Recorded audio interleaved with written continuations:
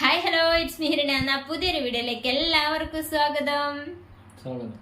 അപ്പൊ ഇന്നത്തെ വീഡിയോ എന്താന്ന് വെച്ചാല് ഇന്ന് ഞാൻ കാത്തിരുന്നൊരു വീഡിയോ ആണ്. കുറേ ആയി ഞാൻ ഈ ഒരു വീഡിയോ എടുക്കാൻ വേണ്ടിട്ട് ഏട്ടന്റെ കൈയും കാലും ഒക്കെ പിടിക്കുന്നിട്ടാ. അങ്ങനെ ഇന്നാണ് ഇയാൾക്കൊരു സമയം കിട്ടിയത്. അപ്പൊ ഏട്ടനെ പിടിച്ചിവിടെ എത്തിയിട്ടുണ്ട്. അപ്പൊ എന്താ വീഡിയോ എന്താന്ന് വെച്ചാൽ ഇന്ന് ഞങ്ങളെ ലവ് സ്റ്റോറിയാണ് കേട്ടോ. നിങ്ങൾ തമ്പിലൈനോ അതൊക്കെ കണ്ടപ്പോൾ നിങ്ങൾക്ക് മനസ്സിലായിട്ടുണ്ടാവും. എന്നാലും ഞാൻ പറയുന്നത് ഞങ്ങളെ ലവ് സ്റ്റോറിയാണ്. 9 വർഷമായിട്ടോ. ഈ സെപ്റ്റംബർ വന്നാൽ 9 വർഷമായി ഞങ്ങൾ സ്നേഹിച്ച് വിവാഹം കഴിച്ചതാണ് കേട്ടോ. അപ്പൊ അതൊക്കെ അതിന്റെ കാര്യങ്ങളൊക്കെ ഞാനൊരു വീഡിയോ ചെയ്യാന്ന് വിചാരിച്ചു. അപ്പൊ എന്തായാലും നമുക്ക് വീഡിയോയിലോട്ട് പോകാൻ മുന്നേ എന്റെ ചാനൽ ആദ്യമായിട്ട് കാണുന്നെങ്കിൽ ഒന്ന് സബ്സ്ക്രൈബ് ചെയ്യണം കേട്ടോ. അപ്പൊ നേരെ വീഡിയോയിലോട്ട് പോവാം. ഹലോ, അപ്പൊ ഇതാ നമ്മളെ വീഡിയോ തുടങ്ങുന്നതിന് മുന്നേ ഞാൻ എന്നെ തന്നെ ഒന്ന് പരിചയപ്പെടുത്താം. എന്റെ ചാനലിന്റെ പേര് ഇസ്മി ഹിരണ്യ ആയതുകൊണ്ട് തന്നെ എന്റെ പേര് ഹിരണ്യ എന്നാണ്. ഏട്ടന്റെ പേര് മിഥുൻ എന്നാണ് കേട്ടോ. എന്നെ വീട്ടിൽ നിന്ന് ചിഞ്ചു എന്ന് വിളിക്കും, ഏട്ടനെ വീട്ടിൽ നിന്ന് ലാലു എന്ന് വിളിക്കും. അപ്പൊ ചിഞ്ചു, ലാലു, മിഥുൻ, ഹിരണ്യ. അപ്പൊ എന്താന്ന് വെച്ചാല് ഞങ്ങള് ഇപ്പൊ ഞാൻ പറഞ്ഞല്ലോ 9 വർഷമായിരുന്നു. ഈ ഒരു 9 വർഷത്തിന് മുന്നേ ഞങ്ങൾ എങ്ങനെയാണ് പരിചയപ്പെട്ടത്, എവിടെ നിന്നാണ് കണ്ടത് എന്നുള്ള കാര്യങ്ങളൊക്കെ ഞാൻ പറയാം. ഞാനായിട്ട് ആദ്യമായിട്ട് ഏട്ടനെ കാണുന്നത് കുറെ ഫ്രണ്ട്സൊക്കെ ആയിട്ട് ഇങ്ങനെ എന്താ പറയാ ഒരു കടയിലെല്ലാം ആടെയൊക്കെ ഇരിക്കുന്നതായിട്ട് കേട്ടോ ഞാൻ ഫസ്റ്റ് കണ്ടത്. ഫസ്റ്റ് എനിക്ക് ഓർമ്മയില്ല, 8ാം ക്ലാസ് ഒക്കെ പഠിക്കുമ്പോഴാണ് ഏട്ടനാണ് കണ്ടത് അല്ലേ. 8ാം ക്ലാസ് ഒക്കെ പഠിക്കുന്ന സമയത്ത് മറ്റേ JRCന്റെ യൂണിഫോം ഒക്കെ ഇട്ടിട്ട് ആ സമയത്ത് ഞാൻ മേപ്പേര് ഹയർ സെക്കൻഡറി സ്കൂളാണ് കേട്ടോ പഠിച്ചുകൊണ്ടിരുന്നത്. എന്റെ അമ്മേന്റെ വീട് വടകരയാണ്. നിങ്ങൾ എങ്ങനെയാണ് കണ്ടത്? മറ്റേ ഇതാ ചോപ്പ്. ആ സമയത്ത് ഞാൻ മേപ്പേര് സ്കൂളാണ്. അവിടുത്തെ യൂണിഫോം എന്ന് പറയുന്നത് മറ്റേ ചന്ദന കളറ് ടോപ്പും മറ്റേത് ചോപ്പ് മെറൂൺ പാന്റ് ഷോളൊക്കെ ഇട്ടിട്ട് വരുന്ന സമയത്തല്ലേ കണ്ടേ. ആ സമയത്ത് ഞാന് കുറച്ച് അമ്മേന്റെ വീട്ടിലേക്കാണ് കേട്ടോ വന്നോണ്ടിരുന്നത്. ആ സമയത്താണ് ഏട്ടൻ എന്നെ കണ്ടതെന്ന് പറഞ്ഞു. പിന്നെ JRC യൂണിഫോം ഇട്ടിട്ടാണ് ഞാൻ 8ാം ക്ലാസ് മുതലേ JRCയിൽ ഉണ്ടായിരുന്നു കേട്ടോ. ഈ ഒരു സമയത്ത് ഞാനും അനിയനും കൂടെ ഇവിടെ വന്ന് നിൽക്കലുണ്ടായിരുന്നു അമ്മ ഇവിടെ ഉള്ള സമയത്ത്. അങ്ങനെ വരുമ്പോ ഏട്ടൻ കണ്ടിട്ടുണ്ടെന്നാണ് പറഞ്ഞത്. പക്ഷെ എനിക്ക് ഓർമ്മയില്ല. എനിക്ക് ഓർമ്മ എന്ന് വെച്ചാല് 10ാം ക്ലാസ് ഒക്കെ ആയപ്പോ അച്ഛൻ മരണപ്പെട്ടിട്ട് ഞാൻ ഇങ്ങോട്ടേക്ക് സ്കൂളിൽ ട്രാൻസ്ഫർ ആയി മടപ്പള്ളി സ്കൂളിലേക്ക് വന്നിട്ടുണ്ടായിരുന്നു. ഈ ഒരു സമയത്ത് അധികവും ഞാൻ അവിടെയും ഇവിടെയോ എവിടെ നോക്കിയാലോ കാണലുണ്ട്. പക്ഷെങ്കിൽ ഏട്ടനെയായിട്ട് കാണലില്ല. കുറെ ഏട്ടന്മാരൊക്കെ ഞാൻ കാണലുണ്ടായിരുന്നു. പക്ഷെ ഞാനതൊന്നും മൈൻഡാക്കാറില്ല. അന്നത്തെ മൈൻഡൊന്നും എന്താ വെച്ചാൽ അച്ഛൻ മരിച്ച് ഈ ഒരു ടെൻഷനും കാര്യങ്ങളിലൊക്കെ ഞാൻ ആരെയും ശ്രദ്ധിക്കാനോ അങ്ങനത്തെ ഇതൊന്നും പോക്കില്ല. പിന്നെ മെയിനായിട്ടുള്ള എൻ്റെ ഒരു സങ്കടം എന്ന് വെച്ചാൽ ഞാൻ സ്കൂൾ മാറിയതോ അതൊക്കെയായിരുന്നു കേട്ടോ. അതുകൊണ്ട് തന്നെ ഞാൻ അങ്ങനെ മൈൻഡാക്കാറൊന്നുമില്ല. പിന്നെന്ന് വെച്ചാൽ 10ാം ക്ലാസ് 10ാം ക്ലാസ് ഒക്കെ സമയത്ത് തന്നെ ഇങ്ങനെ പുറകെ നടക്കുന്നതോ ഞാൻ കടയിൽ പോകുമ്പോൾ അവിടെ കാണാം, ഞാൻ അവിടെ പോകുമ്പോൾ ബസ് സ്റ്റോപ്പ് പോയാൽ അങ്ങനെയൊക്കെ കാണലുണ്ടെങ്കിലും വലിയ എന്നെ നോക്കുന്നതാണോ അങ്ങനെയൊന്നും എനിക്ക് അറിയത്തില്ല. എനിക്ക് അറിഞ്ഞൂടെ സത്യം പറഞ്ഞാൽ എനിക്ക് അങ്ങനത്തെ യാതൊരു മൈൻഡും എനിക്ക് ഉണ്ടായിരുന്നില്ല. പിന്നെ വെച്ചാൽ 10ാം ക്ലാസ് കഴിഞ്ഞ് +1 അഡ്മിഷന് കിട്ടാൻ ലേറ്റ് ആയി. 2 അലോട്ട്മെന്റ് വന്നതിന് ശേഷം ഞാൻ എന്താക്കി പ്രൈവറ്റ് ആയിട്ട് ശ്രീസാഗർ കോളേജിലേക്ക് ചേർന്നിട്ടുണ്ടായിരുന്നു. അവിടെ നിന്നാണ് ഫസ്റ്റ് ഞാൻ ഏട്ടനായിട്ട് സംസാരിക്കുന്നത് അല്ല കടയിൽ പോകുന്ന സമയത്തുള്ള നാട്ടിൽ തന്നെയാണ് കേട്ടോ ഞങ്ങള്. അപ്പൊ അന്നേരം കാണുമോ സംസാരിക്കുന്നല്ലാണ്ട് ഞാൻ ഏട്ടനോട് നേരിട്ട് സംസാരിക്കുന്നത് +1 ഞാൻ അവിടെ ജോയിൻ ചെയ്ത അന്ന് ആ കോളേജിന്റെ താഴെയായിട്ട് ഏട്ടനും പിന്നെ അപ്പൊ ഏട്ടനും ഇപ്പൊ ഞാൻ പറയുന്നത് ഷാലു ഏട്ടന്മാരുണ്ടായിരുന്നു. ഇവർ രണ്ടാളും അവിടെ ഇങ്ങനെ നിൽക്കുന്നുണ്ട്. അപ്പൊ ഞാൻ പോയിട്ട് ഞാൻ അന്നും ഇന്നും തന്നെ ഞാൻ ആരെ കണ്ടാലും ഞാൻ അങ്ങോട്ട് പോയി ലോഗി അടിക്കുന്ന ഒരു ടൈപ്പാണ് കേട്ടോ. പിന്നെ ചില സമയത്ത് നമ്മളെ മൈൻഡ് എന്തെങ്കിലും ഒരു പ്രശ്നമുള്ള സമയത്ത് മൈൻഡ് ചെയ്യില്ല. അല്ലാത്തത് ഞാൻ നോർമലായിട്ട് എല്ലാവരും കണ്ടാലും പോയി സംസാരിക്കുന്ന ഒരാളാണ്. അപ്പൊ ഞാൻ ഏട്ടനെ കണ്ടപ്പോൾ ഞാൻ നേരെ പോയി ചോദിച്ചു എന്താ ഇവിടെ നിൽക്കുന്നതെന്ന് ചോദിച്ചു. അപ്പൊ പറഞ്ഞ് ഒരാളെ കാണാൻ നിൽക്കാന്ന്. അപ്പൊ ഞാൻ വെച്ചാൽ എന്താ കമ്പനിക്കാരായിരിക്കും എന്ന് വെച്ചിട്ട് ഞാൻ നേരെ മുകളിൽ കയറിപ്പോയി. 2ാമത്തെ ദിവസം വന്നപ്പോൾ ഇതേ സ്ഥലത്ത് തന്നെ രണ്ടാളില്ല. അന്ന് ഏട്ടനും വേറെ ഏതോ കമ്പനിക്കാരനുണ്ടായിരുന്നു, കാരാന്ന് ഓർമ്മയില്ല കേട്ടോ. പിന്നെ അന്ന് ഞാൻ മൈൻഡാക്കി ചിരിച്ച് മുകളിൽ കയറിപ്പോയി. 3ാമത്തെ ദിവസം ഇത് തന്നെ ഞാൻ അവിടെ ആകെ 7 ദിവസം അങ്ങനെ പോയിട്ടുണ്ടായിരുന്നുള്ളൂ ശ്രീസാഗറിൽ. അന്നും ഇത് തന്നെ. പിന്നെ എനിക്ക് തോന്നി ഇതെന്തോ ഞാൻ പോകുന്ന സ്ഥലങ്ങളിലൊക്കെ കാണുന്നുണ്ടല്ലോ. അപ്പൊ എനിക്ക് തോന്നി ഇതിലെന്തോ ഒരു വശപശക്ക് ഉണ്ടെന്ന് വെച്ചിട്ട് പിന്നെ ഞാൻ മൈൻഡ് ചെയ്യാനേ നോക്കില്ല.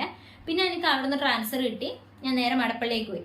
പിന്നെ ഡെയിലി 1, 2, 3 ബൈക്കുമ്മല് കുറെ ഏട്ടന്മാരുണ്ടാവും, ഇവരുണ്ടാവും. അപ്പോൾ ഞാൻ വിചാരിച്ചത് സംഭവം മടപ്പള്ളി മേപ്പേര് പഠിക്കുന്ന സമയത്ത് എൻ്റെ വയ്യ ചെക്കന്മാരൊക്കെ നടന്നിട്ടുണ്ട്. പക്ഷെ ഇങ്ങനെ ഡെയിലി അവിടെ പോകുമ്പോൾ ഇവിടെ പോകുമ്പോൾ അങ്ങനെ ഇങ്ങനെ നാട്ടിലാണെങ്കിൽ നാട്ടിൽ അങ്ങനെയൊന്നും ഉണ്ടായിരുന്നില്ല. പക്ഷെ എനിക്കാണെങ്കിൽ എനിക്കൊന്നും ചോദിക്കാനും പറ്റൂല, വരെ ഇഷ്ടമല്ലേ നമ്മൾ അങ്ങോട്ടും ഇങ്ങോട്ടും പോകുന്നത്. പിന്നെ ഇപ്പം ഒരു ദിവസം എന്തായി, ഇതുപോലെ ഞാൻ വീട്ടിൻ്റെ മേലെ ഇരുന്ന് പഠിക്കാണ് കേട്ടോ. തറവാട്ടിൽ ഇപ്പം ഞങ്ങൾ വീടെടുത്ത് തറവാട്ടിലെ മുകളിൽ ഇരുന്ന് പഠിക്കുന്ന സമയത്ത് ഏട്ടൻ അങ്ങോട്ടും ഇങ്ങോട്ടും ബൈക്കുമ്പോൾ പോകുന്ന ഞാൻ കാണുന്നുണ്ട്. ഏട്ടനൊന്നല്ല അന്നേരം എടാ പോടാ സംസാരമൊന്നുമില്ല കേട്ടോ, അങ്ങനെ പോകുന്നത് ഞാൻ കാണുന്നുണ്ട് കേട്ടോ. കുറേ പ്രാവശ്യം അങ്ങോട്ടും ഇങ്ങോട്ടും പോയി. പിന്നെ നോക്കുമ്പോൾ കാണുന്നില്ല. അപ്പം സ്വാഭാവികമായിട്ട് നമ്മൾ വിചാരിക്കല്ലോ ഇത് ഇവിടെ പോയിന്ന്. കാരണം ഈ ഒരു പഠിക്കുന്ന സമയത്ത് എപ്പോഴും അങ്ങോട്ടും ഇങ്ങോട്ടും പോക്കുണ്ടേ. അങ്ങനെ പോകുന്ന സമയത്ത് പിന്നെ വിചാരിച്ചു എവിടെ പോയിന്ന് വിചാരിച്ച്. അപ്പം കുറേ കഴിഞ്ഞപ്പോൾ കാണുന്നില്ല. അങ്ങനെ കുറച്ച് കഴിഞ്ഞ് ഞാൻ പഠിച്ചെല്ലാം കഴിഞ്ഞ് മേലേന്ന് വിചാരിക്കും പഠിക്കുന്നത്. ഞാനിങ്ങനെ ഇരുന്ന് ഞാനും ചേച്ചിയും കൂടി കഥ പറയാം കേട്ടോ മേലെ. അങ്ങനെ താഴെ പോയൊരു അമ്മമ്മ പറഞ്ഞ്, നിങ്ങളറിയോ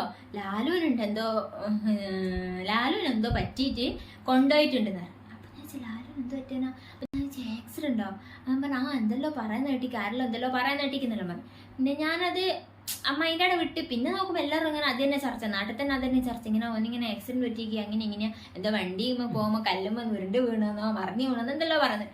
അപ്പം ഞാൻ എനിക്ക് ഇഷ്ടം അങ്ങനത്തെ ഒന്നും തോന്നിയിട്ടൊന്നുമില്ല. എന്നാലും ഞാൻ പ്രാർത്ഥിച്ച് ഈശ്വരൊന്നും പറ്റല്ലേ എന്ന് ഒന്ന് പ്രാർത്ഥിച്ച്. പിറ്റേ ദിവസം ഞാൻ സ്കൂളും വിട്ട് വരുന്ന സമയത്ത് ഏട്ടൻ്റെ കുറേ കമ്പനിക്കാരെല്ലാം കൂടി നടന്ന് വരുന്നു. കൈനാട്ടിലേക്ക് വരുമോ എന്തോ ചെയ്യുന്നു. അപ്പം എന്നെ കണ്ടതിനെ ചോദിച്ച് എല്ലാം ലാല് വന്നിട്ടുണ്ട് ഹോസ്പിറ്റലിൽ ഇനി കാണാൻ പോകുന്നില്ലേ എന്ന് ചോദിച്ചു. അപ്പം ഞാൻ പറഞ്ഞു ഞാനെന്തിനാ കാണാൻ പോകുന്നത് എന്ന് പറഞ്ഞ്, എന്നാലും മോശം കേട്ടിക്കോ ഇനി പോകണോ അങ്ങനെ എങ്ങനെയാന്നൊക്കെ പറഞ്ഞേ.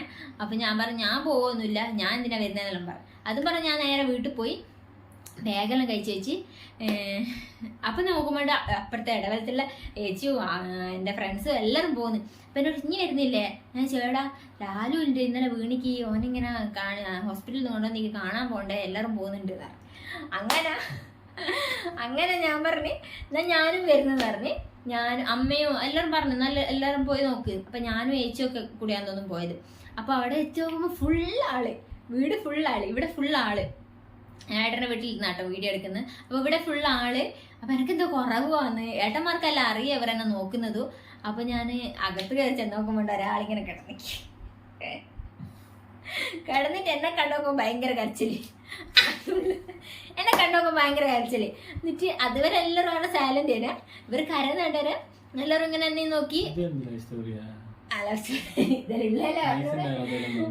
അവിടെ ഇങ്ങനെ കരയുന്നുണ്ടൊരു. ഞാൻ വെച്ച് ഇതെന്താ ഇങ്ങനെ കരയുന്നത്. അത് കഴിഞ്ഞ് ഇവര് സംസാരിച്ചുവിടും. ഇവിടെ എന്തോ മുറിഞ്ഞിട്ട് സംസാരിച്ചുവിടാ. ഇവിടെ അമ്മേനോട് പറഞ്ഞ അമ്മ ചായ കൊടുക്കുന്നു. അതുവരെ സൈലന്റ് ആയിരുന്ന വീട് ഫുൾ ചിരിയായി. പിന്നെ കാരണം ഏട്ടന്മാരെല്ലാം ഫുള്ള് കളിയാക്കാൻ തുടങ്ങി. എടാ ഞാൾ ഇത്രയും നേരം ഇവിടെ ഉണ്ടായിട്ട് ഞാക്ക് ചായ തരാനൊന്നും പറയുന്നില്ല, ഇനി എന്താ ഓള് വന്നിട്ട് ചായ തരാൻ പറയുന്നതെന്നൊക്കെ പറഞ്ഞിട്ട് അതിന് ശേഷം ചായ ഒന്നും കുടിച്ചിട്ടുണ്ടായിരുന്നില്ല കേട്ടോ. ഞാൻ മാത്രം അവിടെ പോയി ഇങ്ങനെ ചായ കുടിക്കുക. അവിടെ അത്രയും ആളുണ്ടായിരുന്നു, ഇവിടെ അത്രയും ആളുണ്ടായിരുന്നു. അങ്ങനെ ഞാൻ അവിടുന്ന് പോയി പിന്നെ മാസങ്ങൾ കടന്നുപോയി. പിന്നെ ഞാൻ അതുപോലെ തന്നെ കാണാണ്ടെടുക്കും, പോവും, പീടിയെ പോകുമ്പോണ്ടാവും, അവിടെ പോകുമ്പോണ്ടാവും, ഇവിടെ പോകുമ്പോണ്ടാവും.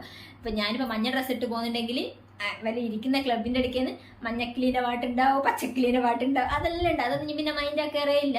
പിന്നെ എന്ന് വെച്ചാൽ ഡെയിലി കാണുമ്പോൾ പിന്നെ ഇടയ്ക്ക് കാണാണ്ടെടുക്കുമ്പോൾ നമ്മൾ ശ്രദ്ധിക്കുമല്ലോ എവിടെ പോയി അങ്ങനെ എങ്ങനെയാന്നൊക്കെ. പിന്നെ എന്ന് വെച്ചാൽ ഞാനൊരു ദിവസം ഇതുപോലെ സ്കൂൾ വരുന്ന സമയത്ത് എൻ്റെ വയറ്റിൽ തന്നെ ഒരു ചെക്കൻ വരുന്നുണ്ടായിരുന്നു വായി നോക്കാൻ വേണ്ടിയിട്ട്. അപ്പം ഞാനത് വീട്ടിൽ ചെറുതായിട്ട് അന്ന് അമ്മമ്മേനടുത്ത് സൂചിപ്പിച്ചിട്ടുണ്ടായിരുന്നു. അതൊന്നും ഞാൻ ഡീറ്റെയിൽ ആയിട്ട് പറയുന്നില്ല കേട്ടോ. പിന്നെ സൂചിപ്പിച്ചിട്ടുണ്ടായിരുന്നു. അത് അമ്മമ്മ അച്ചാച്ചനോട് പറഞ്ഞു, അച്ചാച്ചനോ ഏതെല്ലോ ഏട്ടന്മാരോട് പറഞ്ഞ് എന്തെല്ലോ കശ്പിച്ചയായി. ഞാൻ നോക്കുമ്പോൾ ഇതിൻ്റെ മുന്നിൽ ചോദ്യം ചെയ്ത് നിൽക്കുന്നത് ആരാ? ഇവർ ഒരു ബന്ധമില്ലാത്ത ഒരാള് എന്നെ ഇടങ്ങാറാക്കുന്ന ചെക്കനോട് ചോദ്യം ചെയ്ത് നിൽക്കുന്നത് എന്ത് വകലങ്ങളെന്ന്. എന്നിട്ട് ചോദിക്കാൻ നിൽക്കും. ഓക്കെ ഞാൻ ഈ ഏട്ടനോട് ഇഷ്ടമാണെന്ന് പറഞ്ഞിട്ടാണ് ചോദിക്കാൻ നിൽക്കുന്നെങ്കിൽ അതിനോട് എന്തെങ്കിലും ഉണ്ട്. ഞാൻ നോക്കുമ്പോൾ മുന്നിൽ ഇവനെ അടിക്കാനല്ല നിൽക്കുന്നത്, എന്നിട്ട് വലിയ അടിക്കാനല്ല നിൽക്കുന്നത്. അപ്പൊ പിന്നെ അവിടെ നിന്ന് എല്ലാവരും പറയുന്നത് നീ വീട്ടിൽ പോടെന്നൊക്കെ പറയുന്നുണ്ട്. എന്നാലും ഞാൻ അതവിടെ മൈൻഡിലാണ് വെച്ച് അതെന്തിനാ ഒരാടെ നിൽക്കുന്ന അയ്യൊരു മൈൻഡ്. പിന്നെ അതൊക്കെ വിട്ട് അതൊക്കെ കഴിഞ്ഞ് കുറേ ദിവസത്തിന് ശേഷം പിന്നെ അടുത്തത് ഏട്ടന് മറ്റേ ചിക്കൻ ബോക്സ് വന്നിട്ടുണ്ടായിരുന്നു.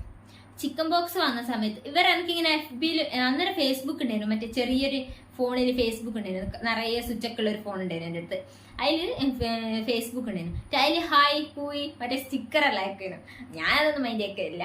പിന്നെ ഹലോ ഹായ് അയക്കൂ, ഞാനും ഹായ് അയക്കൂ, പിന്നെ ഉറങ്ങൂ, പിന്നെ ഹായ് അയക്കൂ, പിന്നെ ഹലോ അയക്കൂ, പിന്നെ ഞാൻ മൈൻഡ് ആക്കില്ല.